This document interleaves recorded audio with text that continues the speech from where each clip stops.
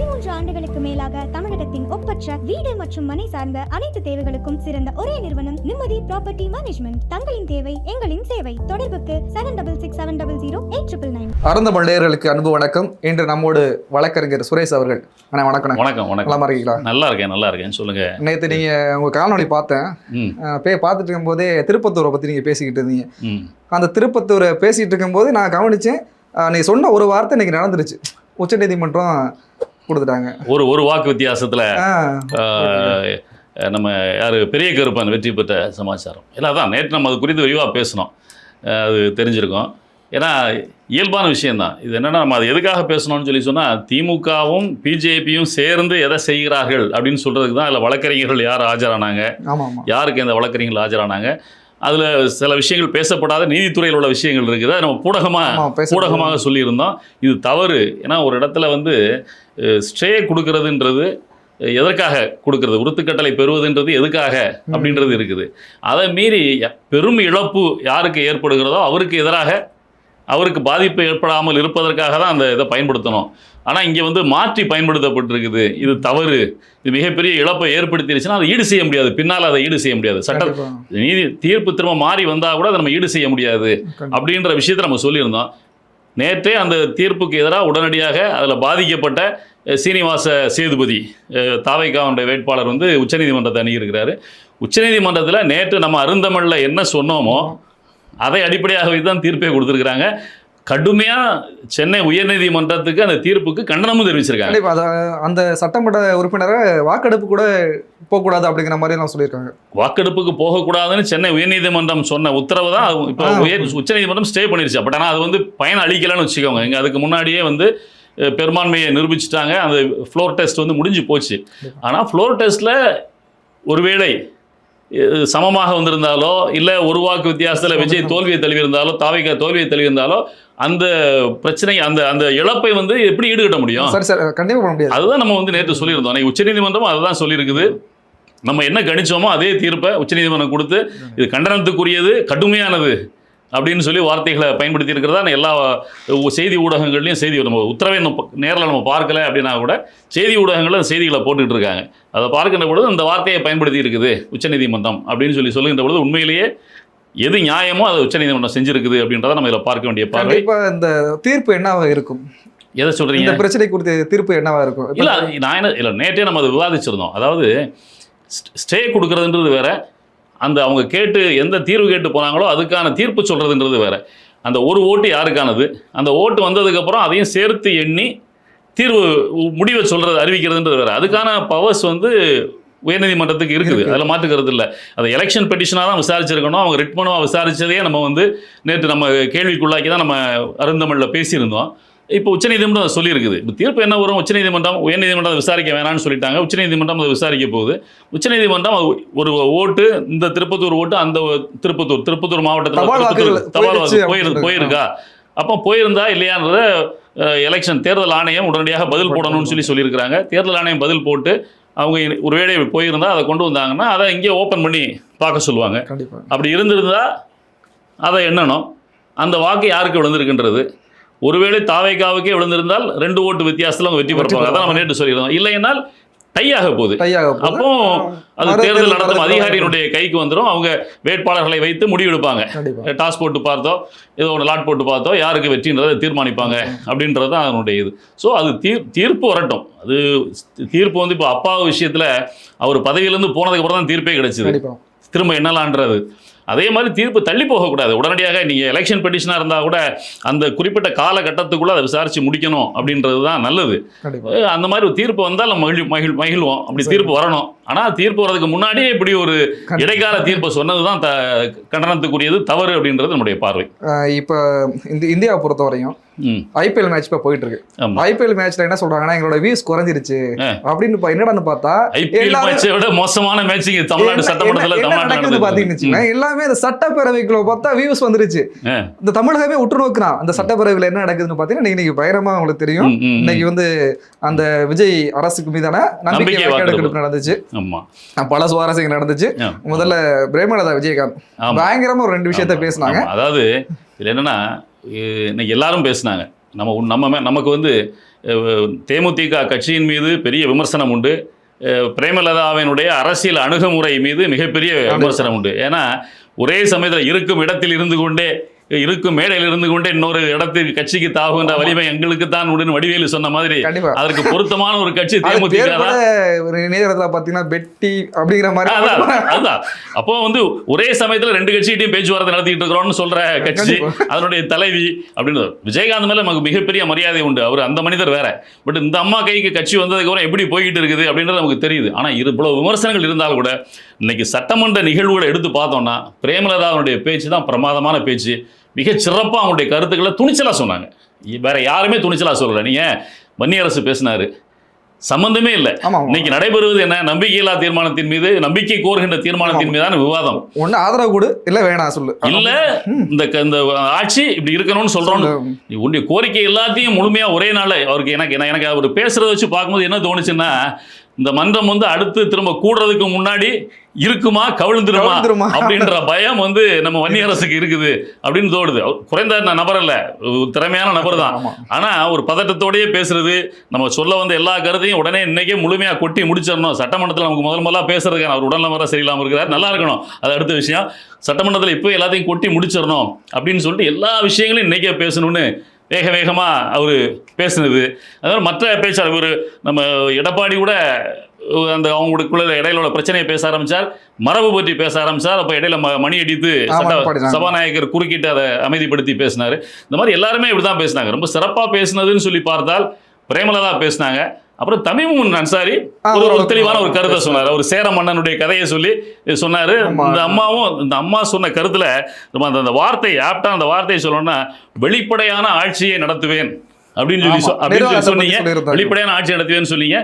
முகத்தை மறைச்சிக்கிட்டு எங்கேயும் போக முடியாது. அதாவது சென்ற முறை டெல்லி போகும்போது எடப்பாடி வந்து காரில் செல்லும்போது முகத்தை மறைச்சிட்டு போனார்ன்றதை குறிப்பிட்டு தான் முதல்வர் விஜய் வந்து அதை பேசினார். நாங்கள் டெல்லிக்கு போவோம், மத்திய அரசிட்ட போய் எங்களுடைய தேவைகளை கேட்போம், ஆனால் உங்களை மாதிரி முகத்தை மறைச்சிட்டு போக மாட்டோம், மறைவாக போக மாட்டோம், வெளிப்படையாக நாங்கள் எதையுமே செய்வோம் அப்படின்ற அர்த்தத்தில் சொன்னார். ஆனால் அந்த பாயிண்ட் எடுத்து பிரேமலதா பேசினாங்க பாருங்க. வெளிப்படையான ஆட்சி, முகத்தை மறைக்காமல் நாங்கள் எதையும் எங்கேயும் போவோம் அப்படின்னு சொன்னீங்களே, ஆனால் உங்களை பார்க்கறதுக்கு முகத்தை மறைச்சிட்டு ஒருத்தங்க வந்தாங்களே, அதை யாருன்னு சொல்லலைன்னா நியாயமா அப்படின்னு ஒரு பஞ்ச் அடி அடிச்சாங்க. அதே மாதிரி நீங்கள் வந்து அரச பரம்பரையில் நான் வந்தவங்க கிடையாது அப்படின்னு சொல்லி சொன்னீங்க. அரச பரம்பரையில் உள்ளவங்க தான் ராஜகுருக்கள் இருப்பாங்க. ஆனால் நீங்கள் உங்கள் ராஜகுருன்னு சொல்லப்படுகிற ஜோசியரை கொண்டு போய் அரசு பதவியில், அதாவது வெளிப்படையாக பார்த்தோம்னா அது பெரிய அரசு பதவின்றது கிடையாது. திரும்ப வந்து தன்னுடைய பேட்டியில் வந்து தெளிவாக சொல்லியிருக்கிறாரு. எல்லாருமே தனக்கு வேண்டியவங்கள தான் பிஏவா நியமிப்பாங்க, தனி உதவியாளர் தான். இப்போ நீங்கள் ரத்தன் பண்ணிட்டு ராஜகுருன்னு சொன்னீங்க. ஆமாம். ஆனால் அவர் இந்த பத்திரிகை செய்திகள்லாம் வர்றது பார்த்தீங்கன்னு வச்சுக்கலாம், அவர் ரொம்ப மோசமானவராக இருக்காரு. இது வந்து அதான் அவரை பற்றி நம்ம பேசணும் அப்படின்னா, அவர் வந்து ஜெயலலிதாவுக்கே ஜோசியராக இருந்தவர். அம்மையார் ஜெயலலிதா வந்து தன்னுடைய பெயரில் வந்து கடைசியில் ஜெயலலிதா அப்படின்னு 2 ஏ ஆங்கில எழுத்தில் போடுறதுக்கான ஆலோசனையை வழங்கி அவங்களுடைய பெயர் கையெழுத்தெல்லாம் மாற்றுவதற்கே அவர் வந்து ஆளாக இருந்திருக்கிறாரு. ஜெயலலிதா விட மிக நெருக்கமாக இருந்திருக்கிறாரு. அப்போ அவருக்கும் சசிகலா அம்மாவுக்கும் இடையே முரண்கள் ஏற்பட்டு, சசிகலா அம்மாவுடைய தூண்டுதலின் பேரில் அந்த சமயத்தில் அந்த ஆட்சியில் அதிகாரம் செலுத்தி கொண்டிருந்த ராவணன் வந்து இவரை மிரட்டி கொண்டு போய் இவற்றோட சொத்தெல்லாம் அபகரிக்கிறதுக்கு முயற்சி பண்ணாருன்னு ஒரு புகார் கொடுத்து, இப்போ எந்த ரவி IPS நம்ம தாவேகாவுக்கு ஆதரவா ஒரு கருத்து கணிப்புன்ற பேர்ல ஒரே அவர் ஏதோ போலீஸ் அதிகாரில வச்சா எடுத்து ஒரு கூத்தா சொல்லி வெளியிட்டார்ல, அந்த ரவியிடம் போய் ஒரு புகார் கொடுத்ததா ஒரு செய்தி வந்திருக்குது.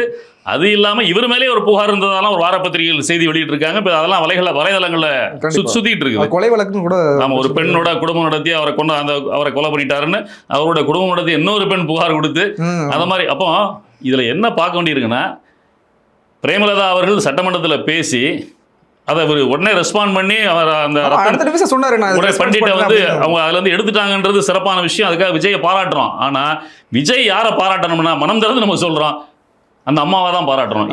ஏன்னா பெரிய சிக்கல்ல இருந்து விஜயை காப்பாத்திருக்காங்க. கண்டிப்பா. ஏன்னா என்ன வேணா நடக்கலாம் அப்படின்னு இல்ல. இதுக்கப்புறம் இந்த வலைதளங்கள்ல ஃபுல்லா அந்த செய்திகள் வந்த இவருடைய வெற்றிவேலனுடைய ரத்தன் பண்டிட் வெற்றிவேலுடைய செய்திகள் எல்லாம் திரும்ப வரும்போது மக்கள்கிட்ட போய் சேரும் பொழுது இப்படிப்பட்டவரையா விஜய் வைத்திருந்தார். இல்ல நேத்துல இருந்து நிறைய செய்தி அவரை பத்தி வந்துட்டு அப்போ வந்து இவங்க ஏற்கனவே அந்த மைண்ட் செட்டுக்கு வந்திருக்கணும். இந்த செய்திகள் வந்திருந்ததுன்னா ஏதோ ஒரு விதம் மற்றவங்க எதிரில் உள்ளவங்க சொல்றாங்கன்றதுக்காக நான் அதை செய்ய மாட்டேன்னு சொல்லி மறுக்காம அதை அவர் எடுத்துக்கிட்டது நல்ல விஷயம்தான். உடனே அவரை பதவியிலேருந்து எடுத்தது நல்ல விஷயம்தான். அதே போல் யார் முகத்தை மூடிட்டு வந்தாங்கன்ற ஒரு கேள்வி கேட்டாங்கல்ல, அதுக்கான பதிலே அவர் சொல்லணும். ஆனால் அன்னைக்கு இப்போ சட்டமன்றத்தில் இது ஓரளவுக்கு தெரிஞ்சிருக்குன்னா கூட இது இல்லாமல் இன்னொருவராக இருக்குமோ அப்படின்ற ஒரு சந்தேகமும் இருக்குது. முகத்தை பார்க்கல. இன்னைக்கு டிடிவி தினகரன் அன்னைக்கு சொன்னார், இன்னைக்கு அந்த எம்எல்ஏ இந்த சட்டமன்றத்தில் என்ன பேசினாரு, நேற்றே அவர் கட்சியை விட்டு நீக்கப்பட்டு விட்டார். இவர் அதை சுட்டிக்காட்டி பேசினது, இப்போ விஜயை புகழ்ந்து பேசினதெல்லாம் பார்க்கும்போது அவர் தான் முகத்தை மறைத்து கொண்டு உள்ளே வந்து வாகனத்தில் உட்கார்ந்து எழுதி கொடுத்துருப்பார் அப்படின்றது நம்மளால யூகிக்க முடிகிறது. இருந்தாலும் கூட அதையும் வெளிப்படையாக அறிவித்து விட்டால் சிறப்பாக இருந்திருக்கும்ன்றதான் நம்முடைய கருத்து. பரவாயில்ல. அன்னைக்கு வந்து எல்லாருமே மற்ற சட்டமன்ற உறுப்பினர்களை உற்று நோக்கினாங்களே, பிரேமலதாவை பத்தி பயங்கரமா ஒரு சூப்பராக கூட்டு போயிட்டு. அதே மாதிரி இந்த ஜோசியர் நியமனம் தொடர்பான அதாவது இன்னொரு தெளிவா அந்த அம்மா வந்து கேட்டால இன்னொரு விஷயம் இருக்கு. இந்த நியமனத்தின் மூலமாக நீங்க இளைஞர்களுக்கு என்ன சொல்ல விரும்புறீங்கன்னு ஒரு கேள்வி கேட்டாங்க. இன்னைக்கு அறிவியல் யுகம், நீங்க அறிவியல் நோக்கி அறிவியலை பயன்படுத்தி நீங்க இந்த தேர்தலில் வெற்றி பெற்றதே அறிவியலை பயன்படுத்தி தான், வலைதளம் வாயிலாக வெற்றி பெற்றதா தான் எல்லாமே இருக்குது. நீங்க அப்ப அதை நம்பாம ஜோசியத்தை வச்சு தான் வெற்றி பெற்றீங்களா? அப்ப இதன் மூலமாக ஜோசியரை நியமிப்பதன் மூலமாக இந்த இளைஞர்களுக்கு நீங்க என்ன சொல்ல விரும்புறீங்க அப்படின்றது அந்த வார்த்தை இருக்குல்ல, வார்த்தை பிரயோகம் மிகச்சிறப்பா சொல்லியிருந்தாங்க. தமிமும் அன்சாரி அதுக்கு ஒரு அழகான உதாரணத்தை சொல்லியிருந்தார். சேரம் மன்னன் வந்து சேரன் செங்குட்டுவன் யாரு அமைச்சரா வருவாங்க, அரசரா வருவாங்க அப்படின்னு ஒரு ஜோசியர் சொல்லும் பொழுது யாரு பேரை சொன்னாரு, இளங்கோவன் பேரை சொன்னாரு. ஆனா இளங்கோவன் அதுக்காகவே உடனே துறவரம் கொண்டு போனதுனால வேற வழி இல்லாம அவருடைய சகோதரர் வர வேண்டிய தேவை இருந்தது. அதனால ஜோசியத்துக்கு இங்க இடம் இல்லை அப்படின்றத அவர் சுட்டி காட்டினதாக நம்ம தெளிவா இருந்தது. இவங்க 2 பேர் தான் பேசின மாதிரி இருந்துச்சு. இன்னும் பழைய முன்னாள் துணை முதல்வரும் இப்போ எதிர்கட்சி தலைவராக இருக்கும் உதயநிதி கூட அவ்வளவு சிறப்பாக பேசுறாங்க. உதயநிதி ஒரு பாயிண்ட் வச்சிருந்தாரு. என்ன வச்சிருந்தாருன்னா, எங்க திமுக அரசு வந்து மக்களுக்காக நிறைய நலத்திட்டங்களை கொண்டு வந்தோம், அதை நீங்க மறந்துடாம அந்த மக்களுக்காக நிறைவேற்றுக்குன்னு சொல்லியிருந்தாரு. அப்புறம் என்ன சொல்லியிருந்தாருன்னா, ரீல்ஸ் ஆட்சியை நடத்தாதீங்க, ரியல் ஆட்சியை நடத்துங்க அப்படின்னு சொல்லியிருந்தாரு. அதுக்கு முதல்வர் கடைசியா முடிக்கும் போது அதுக்கு ஒரு பஞ்ச் கொடுத்திருந்தாரு. எல்லாமே சினிமா நோக்கி போயிட்டு இருக்குது. சினிமா நடிகர்கள் முதல்வராகவும் சினிமா நடிகரை துணை முதல்வர் எதிர்கட்சி தலைவராகவும் இருக்கிற நிலைமையில பஞ்சு டைலாக் பேசுறது முக்கியம் இல்ல, மக்களுக்கு என்ன செய்யறாங்கிறது முக்கியம். அதாவது குதிரை பேர் ஆட்சி நடக்கல, குதிரை வேக ஆட்சி நடக்க போதுன்னு இவர் சொன்னது நகைச்சுவையா இருக்குது, பார்க்கறதுக்கு நல்லா இருக்குது. ஆனா எப்படி செயல்பட போறாங்க அப்படின்றத வருங்காலங்கள் நம்ம வழிகாட்டணும். இந்த சுவாரஸ்யங்கள் ஒரு புறம் இருந்தாலும் உள்ள ஒரு அடிதடி நடக்குது, உங்களுக்கு தெரியும். அதிமுக சார்ந்து நடக்குது. நீங்க முன்னாடி கூட பேசுனீங்க. ஆனா இப்ப பாத்தீங்கன்னா உள்ள தெளிவாவே தெரிஞ்சிருச்சு. ஒரு பக்கம் 25, ஒரு பக்கம் 22 நடக்குது. இது எப்படி நடக்கும், எப்படி போகும், அதிமுக இருக்குமா இருக்காதா? இல்ல நம்ம அருந்தமிழ்ல முதல் நாளே சொல்லிட்டோம், தேர்தல் முடிவுகள் வந்த அன்றே இந்த தேர்தலோட அதிமுக வந்து முடிஞ்சிரும் அப்படின்றத நம்ம மிக தெளிவாக சொன்னோம். இப்போ அதை நோக்கி தான் போய்கிட்டு இருக்குது. இப்போ 25 பேர் சிவி சண்முகம் பின்னாடி அணிவகுத்து நிற்கிறாங்க, 22 பேர் அவர் பின்னாடி நிற்கிறாங்க. இதில் சட்டமன்றத்திலேயே 2 பேரும் 2 பிரிவு இருக்கு. ஒருத்தங்க வந்து எதிர்த்து வாக்களிக்கிறாங்க. இந்த அதிமுக பெரும்புள்ளின்னு பார்த்தீங்கன்னா சிவி சண்முகம், சி விஜயபாஸ்கர், லீமாரோஸ், லீமாரோஸ்லாம் அதிமுக எடப்பாடியே அவருடைய புத்தியே ஏதோ ஒரு எடுத்து அடிச்சுக்கணும்னு சொல்லுவாங்கல்ல, எதுக்காக சீட்டு கொடுத்தாரு? இப்போ நீங்கள் ஒரு பவர் புரோக்கராக இருந்து அவங்களே செயல்படுறாங்க. இப்போ அதிமுக எதை நோக்கி போகுதுன்னா கிட்டத்தட்ட அழிவை நோக்கி தான் போய்கிட்டு இருக்குது. ஆனால் இன்னைக்கு எல்லாம் சரி, சட்டமன்றத்தில் நடந்தது சரி, 25, 22, 25 பிரிந்தது சரி. இதுக்கு பின்னாடி ஒரு விஷயம் இருக்குது. எடப்பாடி வந்து நான் தான் சட்டமன்ற கட்சியினுடைய தலைவர் அப்படின்னு சொல்லி கடிதம் கொடுத்துருக்கிறாரு, எனக்கு இவ்வளோ பேர் கையெழுத்து போட்டாங்கன்னு சொல்கிறாரு.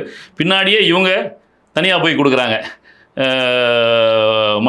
வேலுமணி, எஸ்பி வேலுமணி, இவங்க எல்லாம் சிவி சண்முகம் போய் வேலுமணியை தலைவராக சட்டமன்ற கட்சியினுடைய தலைவராக நாங்கள் தேர்ந்தெடுக்கிறோம். இவங்க 27 பேர் கையெழுத்து வாங்கிறோம். கையெழுத்து போட்டது 27 பேர். ஆனால் இப்போ வந்து இவங்களுக்கு ஆதரவாக இப்போ 25 பேர், 2 பேர் எங்க திரும்ப மாறி போயிருக்கிறாங்க அப்படின்னு சொல்லி கொடுத்துருக்காங்க. இதில் முடிவெடுக்க வேண்டியது வந்து சபாநாயகர் தான். ஆனால் என்ன சொல்கிறாங்க அப்படின்னு சொல்லி சொன்னால், கொறடா உத்தரவை மீறி இவங்க வாக்களிச்சிட்டாங்க. அதனால் கொறடா உத்தரவை மீறி வாக்களித்ததனால் இவங்க வந்து பதவி நீக்கம் செய்யப்பட வேண்டும். கொறடா உத்தரவுன்றது முக்கியமானது. இப்போ அடிப்படையில் தான் வாக்களிக்கணும் அப்படின்றது இவங்களுக்கு 2/3 மெஜாரிட்டியில் தனி ஃப்ராக்ஷனாக சொல்ல முடியாது. ஆன்டி டிஃபெக்ஷன் லா வந்து இவங்களுக்கு வந்து பொருந்தும் 27க்கு கீழே இருக்கிறதுனால அப்படின்ற ஒரு ஸ்டாண்டை எடப்பாடி தரப்பில் எடுக்கிறாங்க. அது எப்படின்னு சொல்லி பார்க்கணும். விப்பை வந்து யார் நியமிக்கிறதுன்றதுல கருத்து வேறுபாடுகள் இருக்குது. உச்சநீதிமன்றம் வரைக்கும் பல வழக்குகள் போய் அது வந்து வேறு மாதிரியான தீர்ப்புகள்லாம் அதில் வந்திருக்குது. ஆனால் பொதுவாக நம்ம வந்து அனுபவமிக்க சட்டமன்ற உறுப்பினர்களை கேட்கும்போது சரி, விப்பை வந்து சட்டமன்ற உறுப்பினர்கள் தான் தேர்ந்தெடுக்கிறாங்க, கட்சி நியமிப்பது கிடையாது அப்படின்றதான் பொதுவான கருத்தாக இருக்குது. இருந்தாலும் கூட இது நீதிமன்றத்தில் பலகாலம் இந்த வழக்கு நடக்கும்.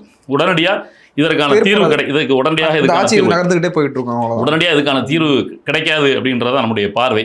ஆனால் இதில் இந்த 2 விஷயத்தில் முக்கியமாக ஒன்று பார்க்க வேண்டியது, இப்போ சி.வி. சண்முகம் அதிமுகவில் உள்ள எடப்பாடியை எக்ஸ்போஸ் பண்ணாரோ இல்லையோ, கண்டிப்பா திமுகவை எக்ஸ்போஸ் பண்ணிருக்காரு மிக கேவலமா. அதாவது நீங்க வந்து விஜய் ஆட்சி நடத்துவதற்கு நாங்க வந்து மக்கள் மேண்டேட் வந்து 108 தொகுதி அவங்களுக்கு கொடுத்துருக்காங்க.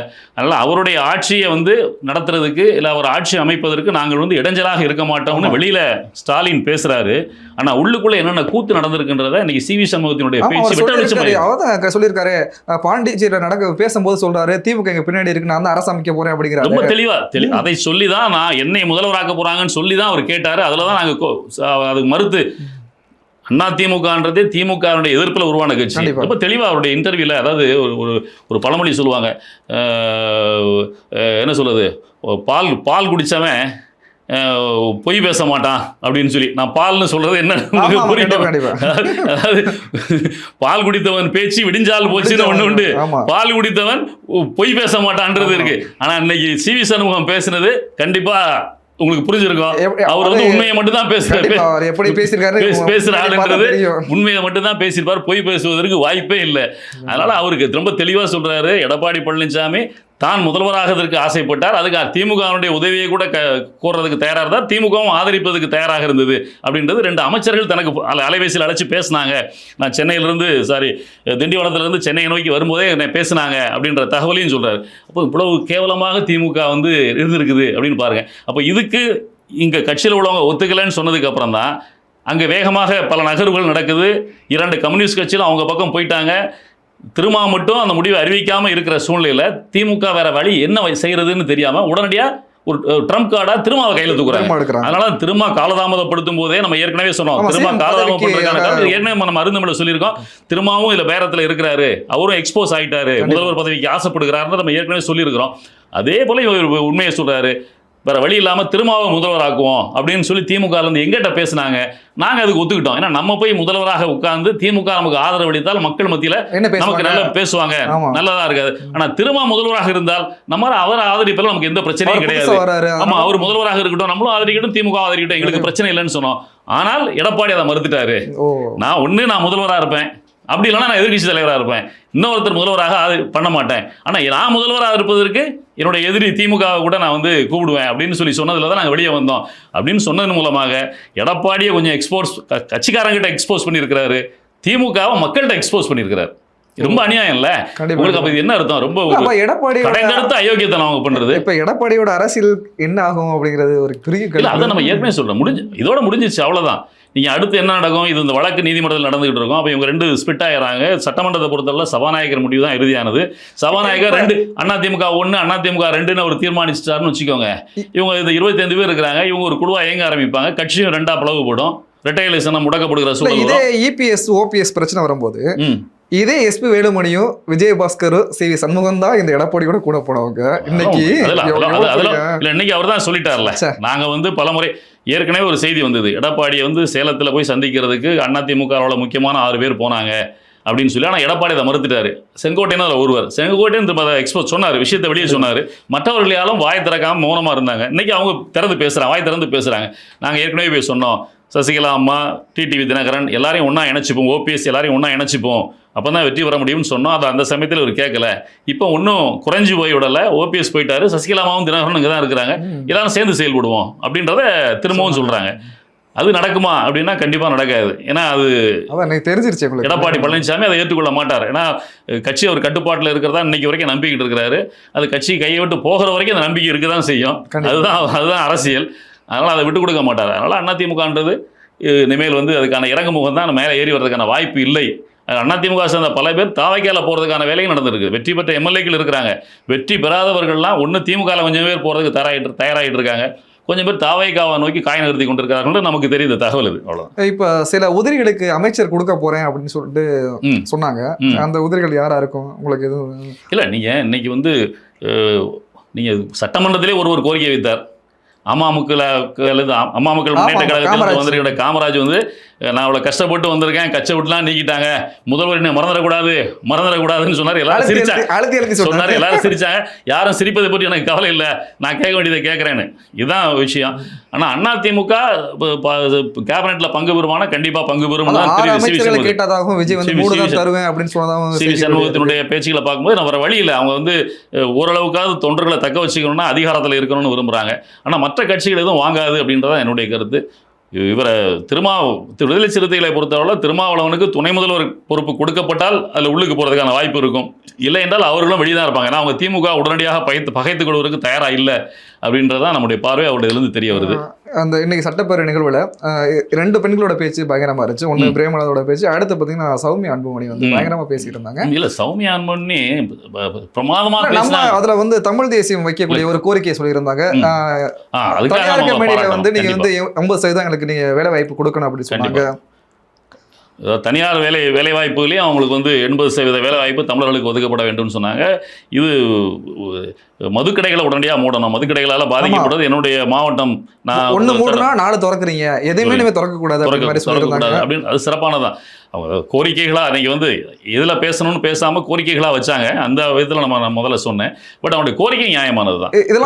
இதெல்லாம் தாண்டி அங்கே ஒரு நடந்துச்சு, நீங்கள் கவனிச்சிங்களான்னு தெரியல. சொல்லுங்க. பிஜேபியோட நிலைப்பாடு எதிர்த்து பேசுற மாதிரி பேசிட்டு கடைசியில் அப்சன் ஆகி எப்படி எழுதிட்டு போயிட்டார். அப்போ நான் நடுநிலையா நிக்கிறேன்னா என்ன அர்த்தம்? இல்ல அதுல போக போக தான் தெரியும். விஜய் வந்து முதல் நாள் முதலமைச்சராக பதவியேற்ற உடனே நேரடியாக அவர் வந்து நம்ம பெரியார் திடலுக்கு போனார். அதை பார்க்கும்போது தன்னுடைய ஒரு பக்கத்தை காட்டுறாரு. இன்னொரு பக்கம் சிவி சண்முகம் வந்து பாராளுமன்ற ராஜ்யசபா உறுப்பினர் இல்லையா, அதை ராஜினாமா பண்ண போயிட்டு வர்றதுக்கு முன்னாடி அமித்ஷாவை சந்திச்சுட்டு தான் வந்தார் அப்படின்ற தகவலும் இருக்குது. அப்போ வந்து அதனால தான் அவர் அங்கே போயிட்டு வர்றதுக்கு 2 நாட்கள் ஆனது. இல்லைன்னா டெல்லியில் ஒரே நாள் போயிட்டு ஒரே நாளில் திரும்ப முடியும், அது பெரிய விஷயம் இல்லையா? தலைமைச் செயலகத்தில் போய் கடிதத்தை கொடுத்துட்டு வர்றது தானே, பெரிய வேலை கிடையாது. ஆனால் 2 நாள் ஆனதனுடைய காரணம் வந்து அவர் அங்கே அமித்ஷாவை சந்திச்சுட்டு வந்தார் அப்படின்றதான் சொல்கிறாங்க. ஸோ அப்படி ஒரு நகர்வு இருக்கா இல்லையா அப்படின்றது இன்னும் கொஞ்ச நாள் கழித்து போக போக தான் தெரியும். வாய்ப்புகள் இருக்குது, பிஜேபி பின்னாடி இருக்கும். ஏன்னா பிஜேபி நடுநிலை வகுக்கிறத பார்க்கும் பொழுது, ஏன்னா இதில் என்னென்னா அதிமுக எதிராக ஓட்டு போடுறாங்க, திமுகவும் வெளியேறதும் ஒன்று தான், உள்ளுக்கு உட்காந்துட்டு நடுநிலை வகுக்கிறதும் ஒன்று தான். ஆனால் வெளியே போகிறாங்க. அதில் அவங்க அதை என்ன இண்டிகேட் பண்ணுறாங்கன்றது போக போக தான் தெரியும். ஆனால் அவங்க சொல்கிறது ஒன்று, செய்கிறது ஒன்று. திமுக முரண்பாடாக செய்கிறாங்க. அப்போ அதிமுக எதிர்த்து நிற்கும் போது பிஜேபி என்ன சொல்றாரு, நான் உள்ள இருக்கிறது ஒன்று தான், வெளியே போகிறது ஒன்று தான் அப்படின்னு சொல்லிட்டு அவர் போகிறார். அதுதான் சொல்கிறேன். அப்போ எல்லாம் ஒன்று தானே. அப்போ பிஜேபி எடுத்துருக்கிற அதே ஸ்டாண்டு தானே அவங்க எடுத்துருக்காங்க. அப்போ பிஜேபி வந்து உள்ள அப்சைன் பண்ணி இருந்திருக்கிறாங்க, எதிர்த்து வாக்களிக்கல. உண்மையிலேயே அவங்க அதிமுக கூட்டணியில் இருக்கிறாங்க. அப்போ அதிமுக சொன்ன கருத்துக்களை கேட்டு எதிர்த்து வாக்களிச்சிருக்கணும், வாக்களிக்காமல் இருக்கிறாங்க. ஸோ அவங்களும் ஏதாவது பிரதிபலனை பெற்றிருக்கிறாங்களா அப்படின்றது தெரியும். பட் பிஜேபி பற்றி நம்ம பேசணும்னு அவசியம் இல்லை அப்படின்னு நான் கருதுறேன். தமிழ்நாட்டை பொறுத்தவரை பிஜேபி நம்ம இல்லை. அதனால நம்ம நேற்றே சொல்லியிருக்கிறோம், இருந்தும் இல்லை நம்ம நேற்றே நம்ம வந்து அருந்தமிழில் சொல்லியிருக்கிறோம், பிஜேபி இல்லைன்றனால அண்ணாமலை தனியாக கட்சி ஆரம்பிக்க போறார் அப்படின்ற தகவலையும் சொல்லியிருக்கிறோம். அதனால அது பெரிய விஷயம். சட்டப்பேரவையில் நம்பிக்கை எடுக்கும் தீர்மானத்தில் விஜய் வந்து 144 ஆதரவு பெற்று கண்டிப்பா ஆட்சி அமைக்கிறாரு. நம்ம அந்த கட்சி தொடர்ந்துகிட்டு இருக்கு. தம்பி ஆட்சி அமைச்சிட்டாரு. அண்ணன் ஒரு சம்பவம் பண்ணியிருக்காரு இன்னைக்கு. சொல்லுங்க. செய்தியாளர் சந்திப்புல பாத்தீங்கன்னா இன்னைக்கு பயங்கரமா பேசியிருக்காரு. பயங்கர பேசு பொருளா போயிட்டு இருக்கு. அதாவது செய்தியாளர்கள் வந்து புதிய தலைமுறை செய்தியாளர்னு நினைக்கிறேன், அவருடைய மைக்கை நீட்டி தேர்தல் தொடர்பாக கருத்து கேட்டிருக்கிறாரு. அவன் புதிய ஆட்சி அப்படின்னு சொல்றாரு. அந்த ஆட்சி குறித்து உங்க கருத்து என்னன்னு கேட்கும்போது போங்க தம்பி அப்படின்னு சொல்லிட்டு போறா. இது பெரிய பேசு பொருளாக இருக்குது.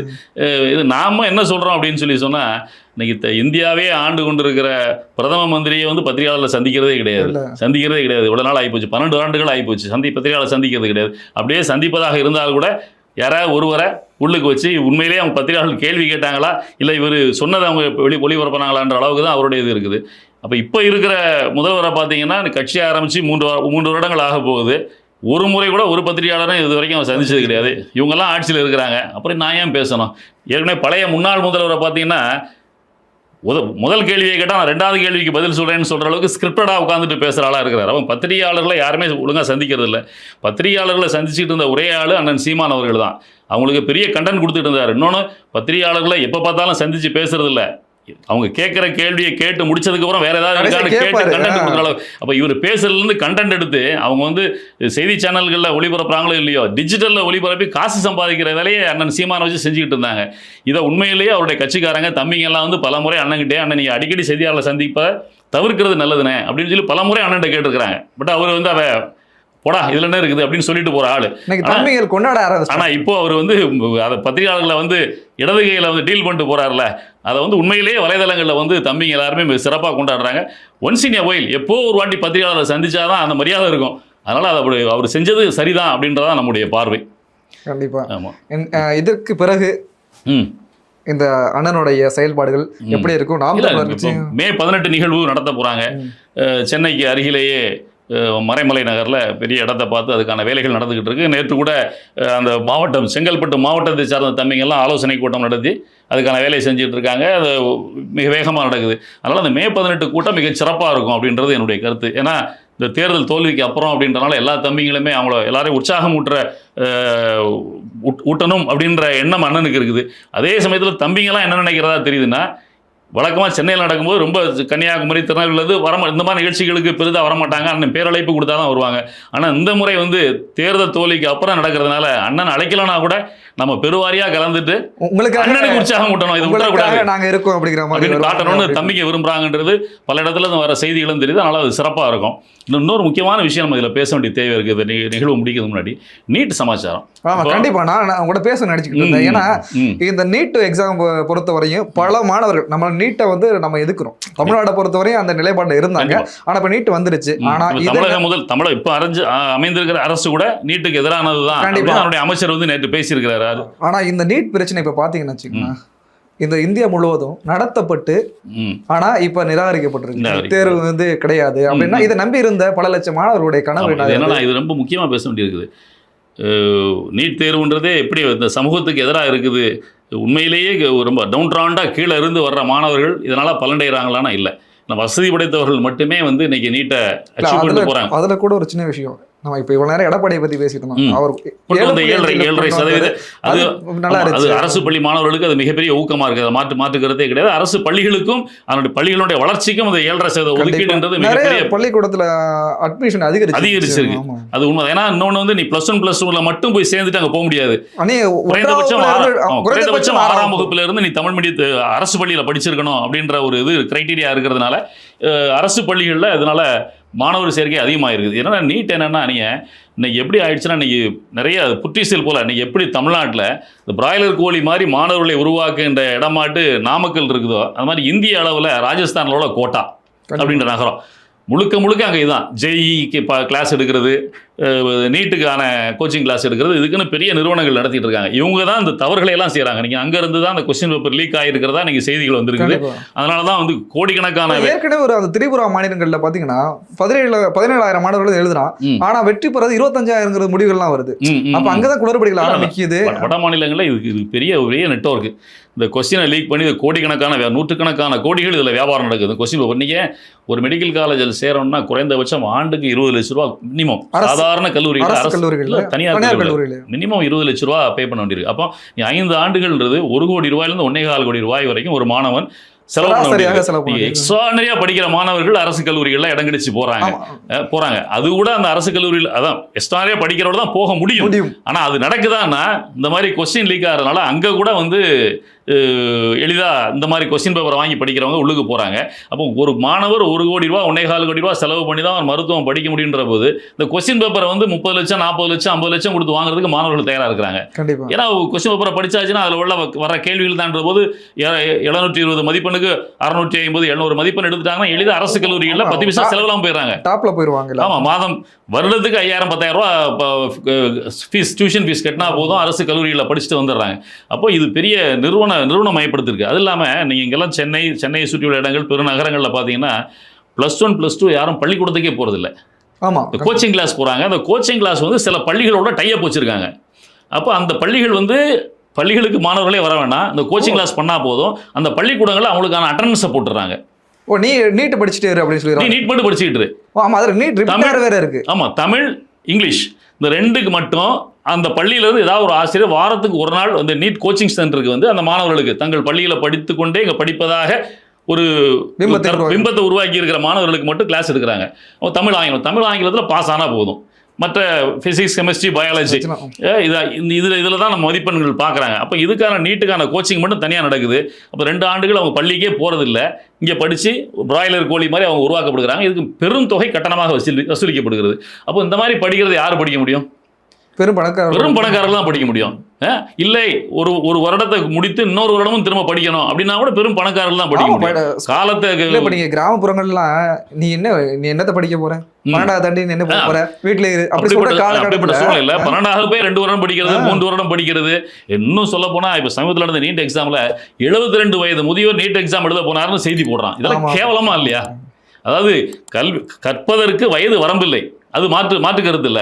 ஆனா அதுல எதுலன்றது இருக்குல்ல, நீங்க வந்து 12வது போய் படிச்சிட்டு இருக்க முடியுமா, படிக்க முடியுமா? அப்போ இப்படிப்பட்ட சூழ்நிலையில இந்த நீட்டு தேர்வுக்கான வினாத்தாள் வெளியாக இருக்கிறது அப்படின்றது நம்ம ஏற்கனவே தமிழ்நாட்டினுடைய உணர்வை பிரதிபலிப்பதாக தான் இருக்கிறது. நீட்டை உடனடியாக ரத்து செய்ய வேண்டும். ஒரு காலத்தில் எம்ஜிஆர் வந்த பீரியட்ல நீட்டு, அதாவது நுழைவுத் தேர்வு, அந்த நுழைவுத் தேர்வு கூட எப்படி நடத்தினாங்கன்னு சொன்னா, +2ல் அவங்க மாணவர்கள் பெறுகிற மதிப்பெண்களை 200க்கு எடுத்துக்கிட்டு 50 மதிப்பெண்களுக்கு மட்டும் நடத்தினாங்க. கண்டிப்பா தேர்வு வச்சாங்க.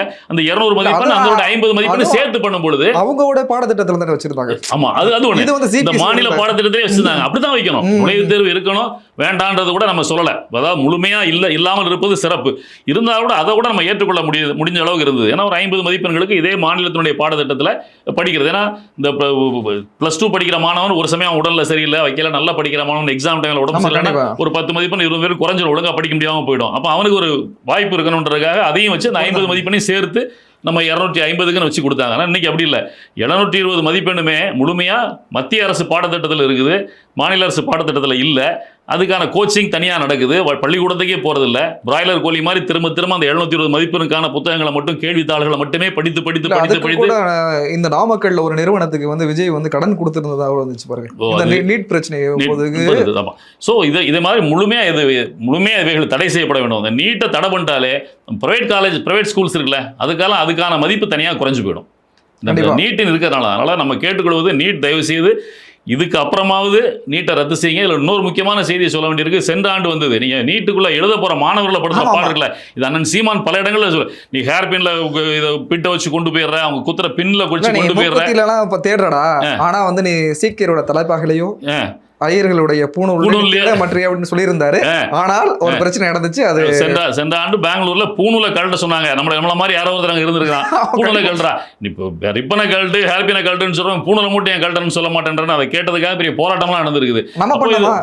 நம்ம கிட்ட அந்த உணர்வு எங்க போச்சுன்னு தெரியல. அப்போ ஆட்சின்றது யாருக்காக நடக்குது, இந்த நீட் எக்ஸாம்ன்றது யாருக்காக வைக்கப்பட்டிருக்குது அப்படின்றது வெளிப்படையாக தெரியுது. அதாவது எங்களுக்கு ஒரு 100 அளவு தான் வித்தியாசங்கிறது தெரிய வருது நமக்கு. அதனால நீட்டும் கண்டிப்பாக ஒழிக்கப்பட வேண்டும் அப்படின்றதான் நம்முடைய கருத்து. அரசியல்லையும் குளறுபடி, அரசு தேர்வுகள்லையும் குளறுபடி. ஓகே, வருங்கால இந்த தமிழ் சமுதாயம் எதை நோக்கி போகும், எப்படி இருக்கணும்? இல்லை, நம்ம எப்பவுமே சொல்றது தான் என்னன்னா, தமிழ் தேசியமும் திராவிடமும் 2 கண்ணுன்னு சொல்லிட்டு வந்திருக்கிறாரு. இதுவரைக்கும் இருந்தவங்க ஒத்த கண்ணு பூச்சாண்டின்னு அந்த காலத்தில் பயம் காட்டுவாங்கல்ல, சின்ன குழந்தைக்கு சாப்பாடு ஊட்டும்போது ஒத்த கண்ணை வந்துடுவாங்க சாப்பிடுன்னு சொல்லி எங்கள் ஊரெல்லாம் கிராமங்களில் பயம் காட்டுவாங்க. அது மாதிரி திராவிடம்ன்ற ஒத்த கண்ணோட சுற்றிக்கிட்டு இருந்த இடத்துல இன்னைக்கு ரெட்டை கண்ணோட ஒரு ஆட்சி வந்திருக்குது. குறைந்தபட்சம் அந்த ரெட்டை கண்ணில் ஒரு கண்ணு இருக்குல்ல, தமிழ் தேசிய கண்ணு, அந்த கண்ணோட ஓரளவு திறந்து பார்த்து தமிழர்களுக்கு ஏதாவது செஞ்சா நல்லது. அதுதான் நான் சொல்கிறேன். இப்போ சௌமியா அன்புமணி சட்டமன்றத்தில் பேசினாங்கல்ல, இதையெல்லாம் எடுத்து சொல்ல வேண்டும். அண்ணன் சீமான் அவர்களை சந்திக்க வந்திருக்கும் போது கூட, அண்ணன் நீங்கள் எனக்கு வழிகாட்டுங்க, நீங்கள் எதுனாலும் சொல்லுங்கள், நீங்கள் சொல்கிற கருத்துக்களை நான் ஏற்றுக்கிறேன் அப்படின்னு விஜய் சொல்லிட்டு போயிருக்காது. அண்ணன் நேற்று இரவு பேசும்போது சொல்லிட்டு இருந்தாங்க. அதனால் நம்ம தமிழ் தேசிய கருத்துக்களை நம்ம மேடையில் பேச போகிறோம், என்ன ஏதுன்றதை இதையும் செவிமடுத்தணும். சட்டமன்றத்தில் நமக்கு மக்கள் வாய்ப்பு கொடுக்கலனா கூட மக்கள் மன்றம் இருக்குது. அண்ணன் திரும்ப சொல்கிறாங்க, நான் ஒரு ஆள் சட்டமன்றத்தில் போய் ஒன்றும் கொடுக்க போகிறதில்லடா, அதை விட மக்கள் மன்றத்திலே சிறப்பாக பேசுவோன்னு. அது மாதிரி மக்கள் மன்றத்தில் அண்ணன் சீமானும் தமிழ் தேசிய தம்பிகளும் பேசுகிற கருத்துக்களை உள்வாங்கி இந்த முதல்வர் தமிழர்களுக்கான நல்ல திட்டங்களையும் கொண்டு வரணும் அப்படின்றத நம்ம அருந்தமிழ் மூலமாக ஒரு வேண்டுகோளாக வைக்கிறோம். நன்றி, வணக்கம். மீண்டும் பல்வேறு செய்திகளோடு சந்திப்போம். நன்றி.